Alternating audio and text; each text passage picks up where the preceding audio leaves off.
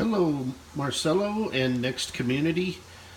I wanted to show you guys a trick that I use so you don't need an external SCSI cd-rom, and also how to set up a NeXTStation to do a 3.0 installation.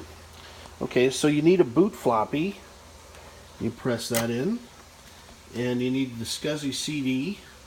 And then what I've got here is a multiple connector SCSI cable and a power splitter.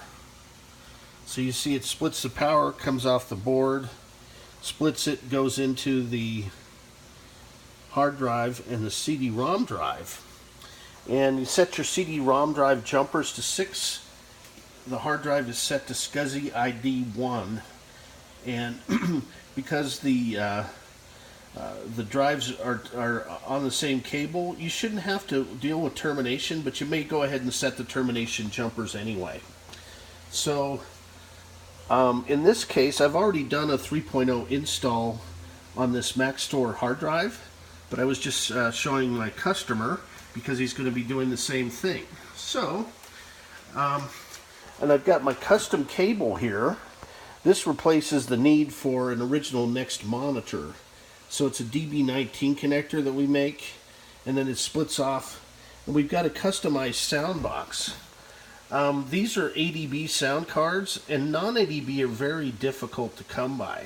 So what we do is we go and replace all the capacitors, and then we do a custom connector for non-ADB keyboard support. And it works out really well, so that plugs right in. Here's your keyboard and mouse, and then it allows you to use a flat panel. So we're going to go ahead and start it up, and then what you'll see happen is you'll see it start. So I'm going to go ahead and insert this CD-ROM. Now, at this initial boot, what I'm going to do is Command and tilde, and that'll take me to a next prompt. Now to start an installation, you want to type in BFD. And that's for boot floppy disk, and press enter. And what that's going to do is it's going to go ahead and find the boot information on the floppy disk, and then, sorry if I'm a little bit shaky on this. Okay, so then it's going to go in and it's going to find your CD-ROM drive if you have everything connected correctly. If you get SCSI errors at this point, it's probably one of two things. It could be cabling, it could be your SCSI cable connection, it could be you're not getting power to one of the drives, or it could be the drive may have boot block errors. So now what it does is it goes through and it's going to give you the option to install. It finds the CD-ROM drive, and then it's going to go ahead and start the installation process. So what you do here, we're going to say, yes, this is really what I want to do. It's not an upgrade. And then we're going to do the default drive. And then instead of, you can choose to initialize the disk, which is a good thought.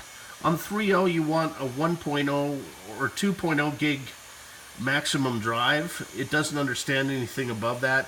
It may even have trouble with 2 gig. So I'm going to click no because it's already initialized, and then really do it. This is where you click yes, but I'm going to click no to abort the installation because it's already done. But that's all you would do, and then it would go ahead and start the install. It takes about 15 or 20 minutes, and then you're good to go. So that's my little tutorial on how to install NeXTStep 3.0.